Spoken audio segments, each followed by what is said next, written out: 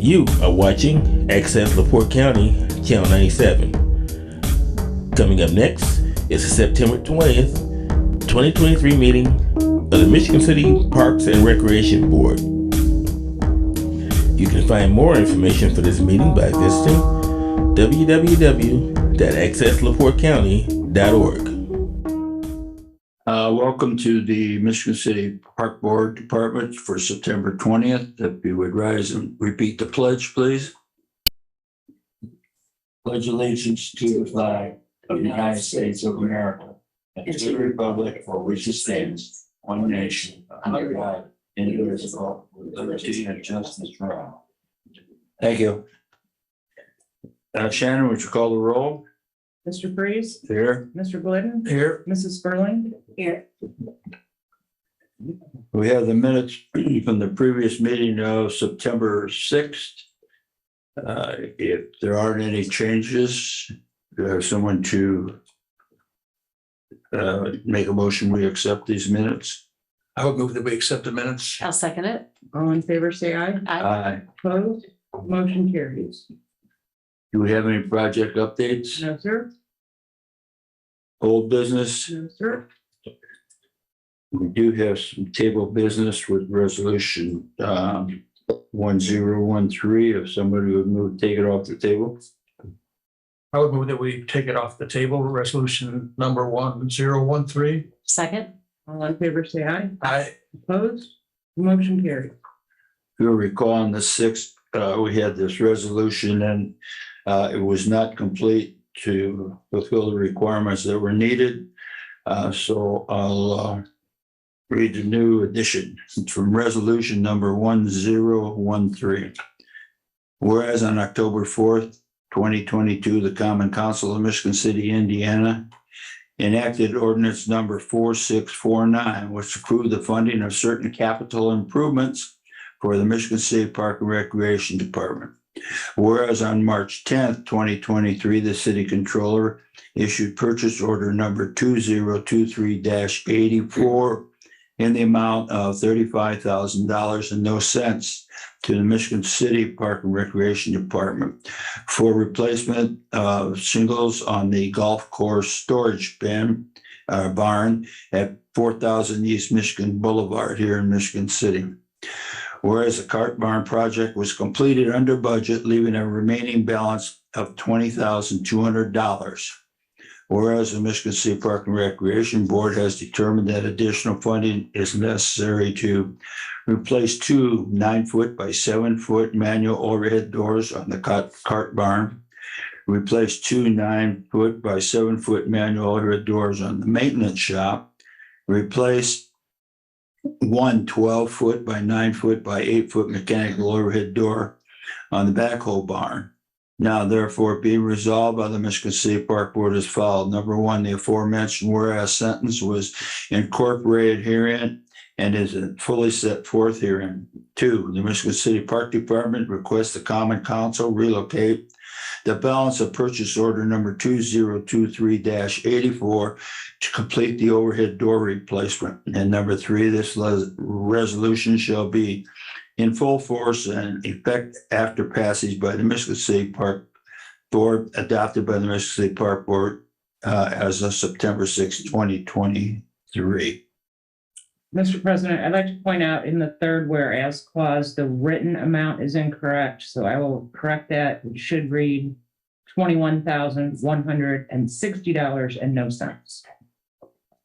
21. 160. 160. Stand corrected. The date is wrong at the bottom. 920. Should be September 20th. Yeah, on number 3 at the end, it should read today, September 20th. The other one was the 6th. Any other comments on resolution 1013? I would like to comment, Mr. Freeze. Sure. I was told by Mr. Latchford, President Latchford, in the last meeting that I should be prepared for the council to explain the need and the reason why leftover money is appearing here. if I could go back to the time I was estimating the cost of this cart barn shingled roof, it was during the pandemic when construction materials and labor was very high. So I did obviously overestimate that amount to be sure there would be enough when the job was complete.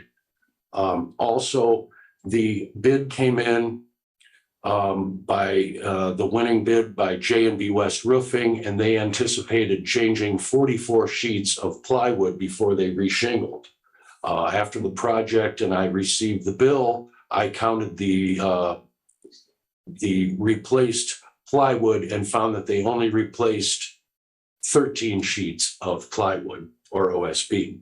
So in that case, I contacted them and they reduced the amount of the invoice by $960. So that was also added to the amount left over after the project was complete.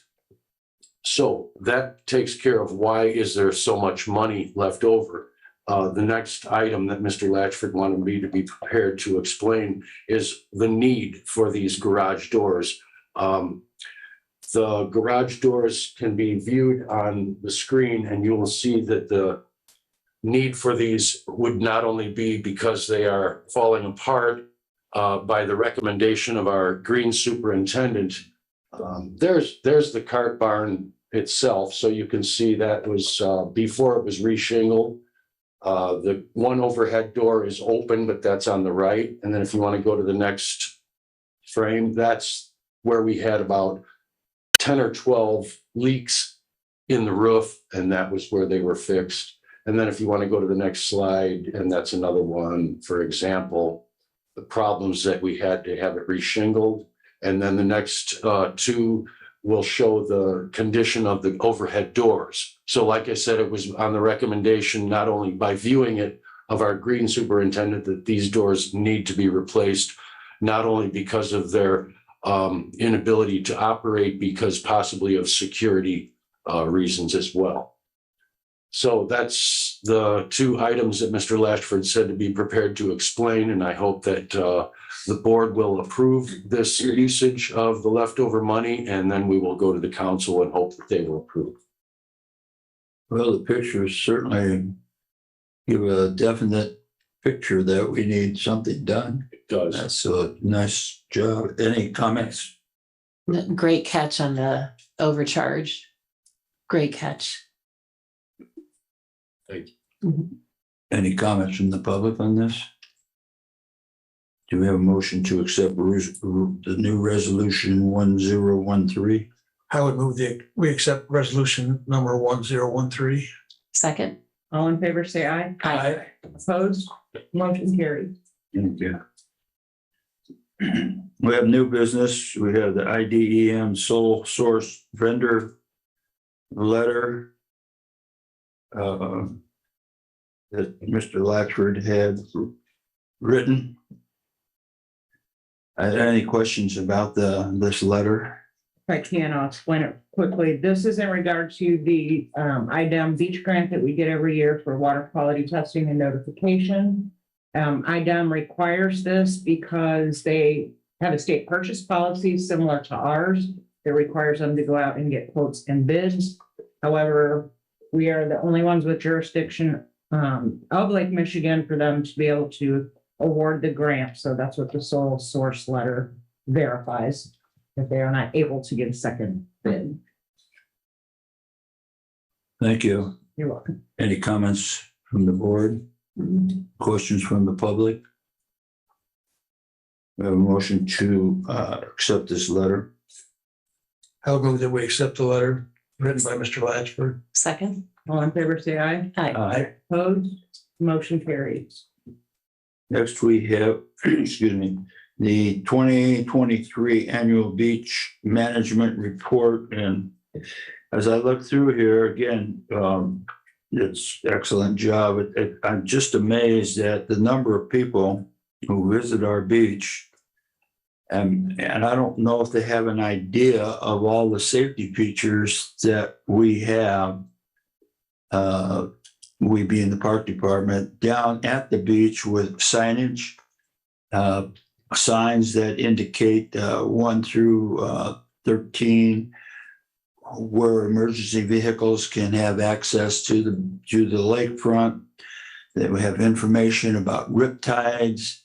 It's just we have the mats that help anybody actually, but older people and parents that have strollers or such wagons that they're pulling down to the lakefront. So I'd just like to congratulate Shannon and her crew for putting this together.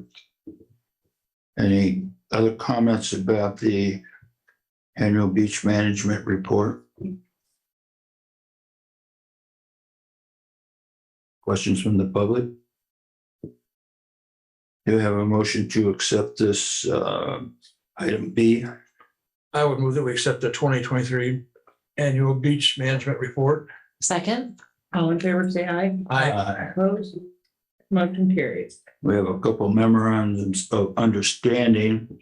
A C is a 2023-2024 community development block grant for Walker Street Community Garden. And we would enter this MOU today, September of 2023. And as you move down to 2, the terms, it's October 1st, 2023, terminate on September 30th, 2024. So just to remind the board, this is the annual agreement that we sign with CDBG for the Walker Street Community Garden. CDBG funds the garden through a grant program, and the park department is a partner by providing some services through our maintenance department and also the land. Just as a side comment, I took a ride out last week to the Walker Street Gardens, and it was really very nice, clean, well kept, and they do a nice job when they reap the benefits of all their hard work.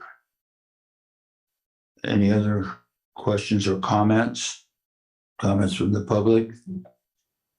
Do we have a motion then to accept the MOU for the community development block grant? I would move that we accept the memorandum of understanding for the Walker Park Community Garden Project. Second. All in favor, say aye. Aye. Opposed? Motion carries. And our second MOU for the day is dealing with the community development block grant office.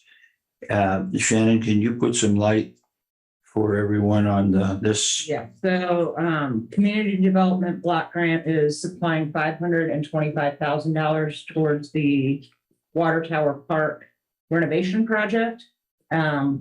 This is just renewing the MOU, so as long as that project goes on until those funds are expended, we will need to do an annual update. So we're just updating what we signed last year and the year prior. On section 5, the funding is listed there for those who want to look at it. Any questions from the board or the public? Do we have a motion to accept the memorandum of understanding for this block grant? I would move that we accept the memorandum of understanding for the Water Tower Park ADA infrastructure improvement. Second it. All in favor, say aye. Aye. Opposed? The motion carries. We have a revision to policy number 218, use of equipment and vehicles. And you received an updated copy where the first paragraph was deleted on page 1, and let me see, 1, 2, 3, 4, 5, 6th paragraph on page 1 was also deleted. So it came to my attention, I believe I included ordinance 4146. Yes. Board, that our vehicle policy was in violation of the city's ordinance. So this just updates it to make sure that we are in compliance. And then are we, is this request just for policy 218 or also and is ordinance 4146 a part of this? or are those two No, we're separate? just changing our policy to be in compliance with the city's ordinance. Okay, thank you. Any question from the board, public? And then we need a motion to accept this revision to the policy number 218. I would move that we accept the revision to the policy number 218. Second it. All in favor, say aye. Aye. Opposed? Motion carries. And we have on the agenda here, animal collection request for Washington Park Zoo. I see Jamie was here. I'm sure she'd make a couple comments about what they would like to acquire. Oh, I apologize. I wasn't able to make last meeting, so I wanted to be here in case there's questions on these animals here that Elizabeth might not have. But with zoos, it isn't like going to the store, you just buy animals off the shelf. So some of these animals won't be today, tomorrow. It could take a few weeks, as we've seen a few months to a few years. So, but we have an aging collection. Our tiger is now 19 in October. We have a brand new exhibit, but he does not like being out. We give our animals, when we can, free choice to go in or out for their comfort. We found this summer, he has not want to be out hardly at all for the public to see. So he did lose his brother in February to kidney failure, which is a genetic disease, which he could show up symptoms of any time. We feel it's best now to get permission to start the search to bring in another cat or two cats, young cats that will be housed in that home exhibit, hopefully for the next long years to come. So we're looking for either leopards or tigers based on what's available. Because we're a small zoo, we don't do a lot of breeding. We want to make sure that there are animals that are in need of homes. So there'll be other zoos surplus from either stock that they had too many of, animals that they don't need in the population for breeding. But that way the animals either get home and we get animals to educate the public and to display at a good cost. So that's the one. The other one is for the alpacas and the rhea. Just as we continue to modify the zoo, we find new spots to be able to have mixed exhibits, which is why we want to take the rheas. We have a South American catberry exhibit. We were add a new house this year, so now we have space to add another species that you would find naturally in the wild with low maintenance, low cost to take care of, that will show interaction of not only the natural workings of nature, but also two very compatible species that would give the guests enjoyment to see in a more active exhibit. And then the alpaca, same thing. We have an aging llama who has been living with two goats for company this year. We'd like to bring in an alpaca, smaller species of llama variation to stick with our mini barn theme, but to give Billie Jean, the llama, some much needed llama attention, friendship. Not, I said, all these animals we would, do either trades with animals that we already have on surplus with the board's permission, or local 4-H animals that you might need home from the alpaca and the rhea. And then the big cats would go to a ZA accredited facility to bring them in on those terms. Jamie, and the younger cats, it said would be daytime view. They would be out during the daylight hours. When would they retire to their apartment and the older cat maybe perhaps come out? By standards right now, we do it until Stripes decided that he didn't want to be out during the day. We bring them in at nighttime for their feeding. Each cat has their own bedroom, which we bring them in at nighttime. They get their night food in separate bedrooms, and then they stay in for the night just for safety till the next morning. Okay. So, but we'll rotate that now that Stripes has decided that he enjoys nighttime access. Now we have a new glass rug exhibit. It's safer that he can be out at his leisure during the night. But they had it. You're talking about a black leopard. This is just for my own curiosity. Would there be spotted African leopard, would they get along or No, not? we would never mix them. They wouldn't be out at the same No, I time? mean, if we brought tigers in, we would have been to mix them just with, Stripe's age at 19. Yeah.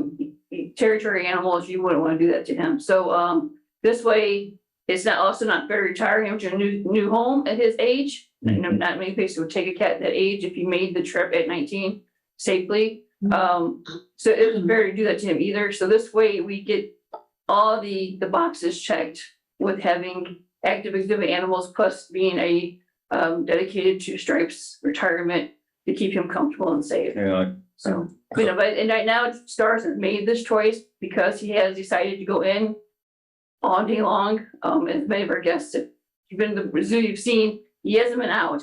And that's been his choice. So he has 2 stalls in the back that he'll have access to during the day. Most zoos do this with breeding populations because they don't have the ability to ship in males and females all the time. So they always have 2 collections going on, sharing exhibits. Do you think he misses his brother? I think there's part of that there. But also a big change, a new exhibit, glass fronted. He's No. always been a reclusive cat just by nature. Yeah. Hasn't liked strollers and wheelchairs his whole life. Hmm. So it just, each animal's different personality and it's just his personality. So it's not fair for us to force him out on display if that's not his choice to be there. Any questions? Quick. Amy, as you get different or new animals or different animals like the 2 proposed cats you're talking about, is there training involved when they're a different species or a different cat than you're used to having there? As far as staffing, Yes, your staff. the Zoo Association has stud books or manuals that they send out for various species. So we have done our research on those manuals to make sure that our exhibit fits the criteria as far as staffing, space, diets. And we based our animal acquisitions based on those requirements. So, and as far as the animals, we do the exact same training as far as recall training to come inside with the food or with a command that we do with all the other cats and animals. But younger would be better, so they get adjusted to the situation better. So, as I said, we haven't displayed leopards since probably the late 1990s. That we actually had cats that on display. So the zoo has history with leopards. Oh, okay. Any other questions or comments, public? No, very forward looking. Thank you. Questions from the public? Okay, thank you, Jamie. Do we have a motion to accept the animal collection request for the Washington Park Zoo? I would move that we accept the animal collection request for the September 2023. I'll second it. All in favor, say aye. Aye. Opposed? Motion carries. Thanks for the great pictures. Mhm. We have another resolution. This one is 1017.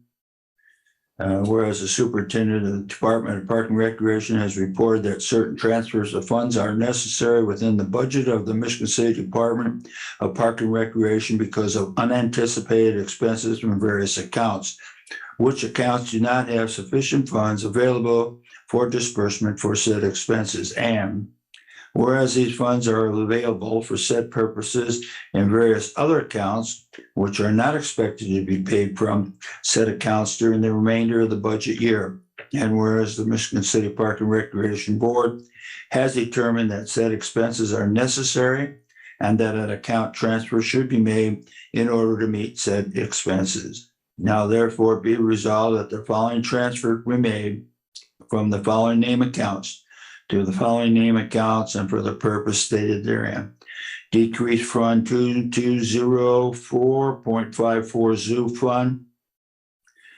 Seasonal wages to account 411.014, $8,900. Increased funds 2204-54 zoo fund. Water 435.040, 6,400. Fund 435.010, electric 2,200, and telephone account 432.040, $300. You have a motion to accept resolution number 1017. I move that we accept resolution number 1017. Second it. All in favor, say aye. Aye. Opposed? Motion carried. Report of officers, the superintendent's report, Mr. Shan. Thank you, Mr. Freeze. I would like to speak about the Peanut Bridge. I told you I would have some pictures about the vandalism, suspected vandalism at Peanut Bridge. So that would be photograph number 6, I think. Thank you, Drew. So there's an example of the damage that was done on Peanut Bridge a month and a half ago or so.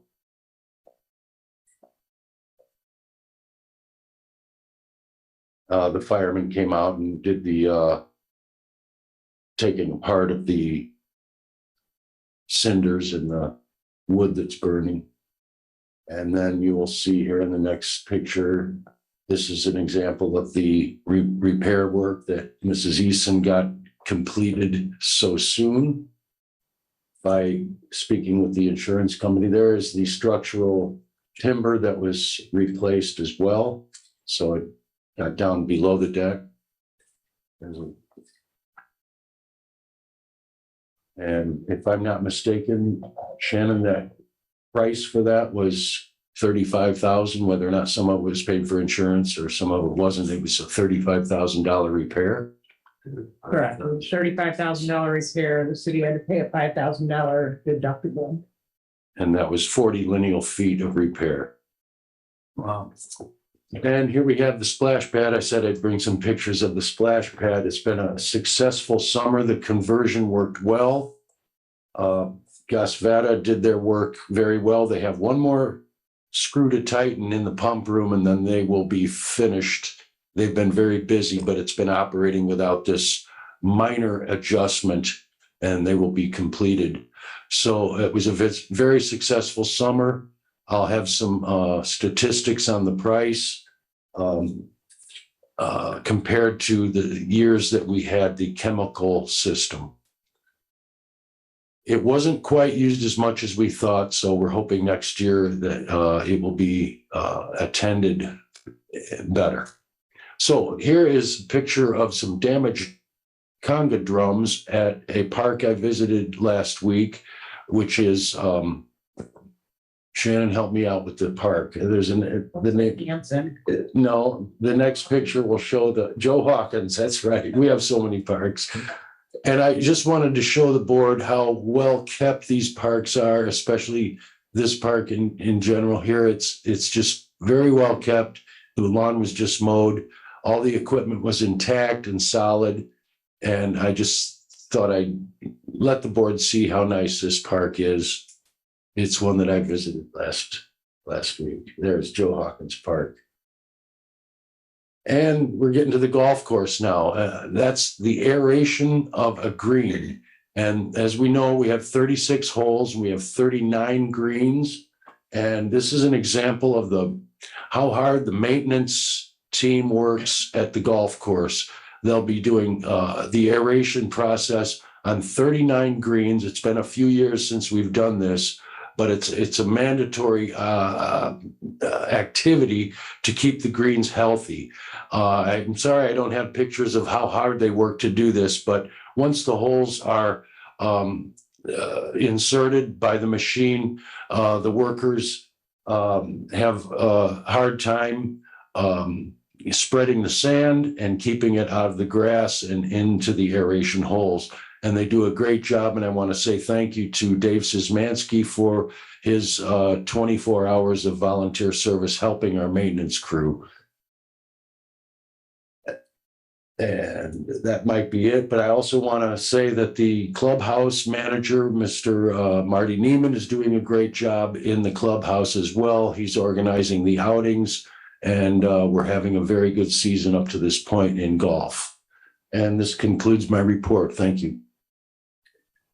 Has anybody, I suppose it'd be the fire department, determined how that fire on Peanut Bridge started? As Mr. Freeze, as I've spoken to a few people, a lit cigarette that might be dropped on that type of lumber would not would not smolder or set fire. So somebody seems to think, people have told me they seem to think that it was an accelerant, and it was indeed Yeah. vandalism. The fire department report listed the cause as undetermined. Okay. Any other questions or comments? I'd like to thank Mr. Voltz's maintenance crew and the golf department maintenance crew. And I also like to thank the citizens around these parks. As I drive around there and I stop, and especially on 8th Street Hill, I talked to a couple ladies, elderly ladies about my age, their neighbors, and they really put the hammer down on people who don't clean up. I thought, gee, how great is that? Yeah. They kind of have taken ownership, and I go by Pullman a lot coming into this part of town, and I went by there today. It was very clean. So congratulations to the maintenance department and the citizens. Any other questions or comments for Mr. Shin? Thank you. Vandalism. There has been no vandalism reported to me. Thank you. Okay. Planning Commission, Mr. Latchford's not here. Port Authority, I went to the meeting last week, and we had more guests than they did members, so we didn't have a meeting. Zoological Society, The Mr. Zoological Kurtz. Society has not met this month. Attorney's report, Mr. Newberg. Nothing to report. Thank you. Director's reports, Shannon. No, sir. All right, Mr. Glidden, you're back on, Department of Finance. All right. The Michigan City Park Department claims docket for September 20th, 2023. Municipal, $75,128.11. And the total claim, $75,128.11. I would move that we meet the claims docket for September 20th. Oh, second it. Sorry. All in favor, say aye. Aye. Aye. Opposed? Motion carries. The payroll for 9/8/20 till 9/2/23, pay date 9/8/2023. Total payroll $91,180.06. I would move that we pay the payroll. Second it. All in favor, say aye. Aye. Opposed? Motion carries. We have some gifts and donations.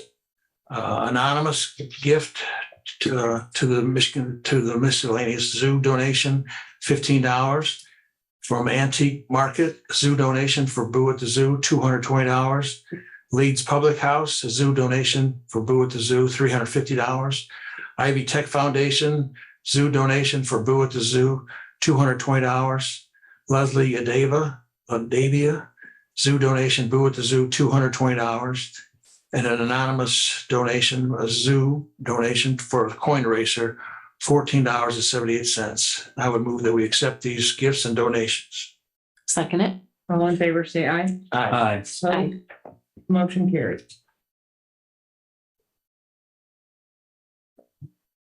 Is that all? We don't have any more? That's it. Comments from the public? Comments from the board?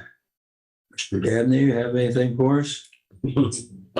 Well, I always want to give thanks to the people who keep this operation running. Trying to, get some feedback there. But I know how important it is, for the, with the people that do the work that keep this operation going, and I'm just trying to give some thanks to, all of the city departments. And since I'm here at the park department meeting, I want to give the guys in the park department, Jamie over at the zoo, which amazes me every time she comes up and talks about animal behavior and how they react with each other. And I don't understand where that comes from and how you get that knowledge, but it's amazing to hear her talk about that. So I just want to say thanks to everybody here in the park department that keeps this operation moving forward. It's a very important asset to the city of Michigan City. Thank you. Any other comments? Yes. I'd just like to announce the 5th running of the Creekness Stakes Canoe Race will be held this Saturday at Hanson Park. It's 100 East Street. You can still register. Registration's at 9 a.m. We'll probably kick off the first heats at 10:30. This is a fundraiser for Trail Creek Week at Hanson Park, which is going on this week. It serves mainly fourth graders.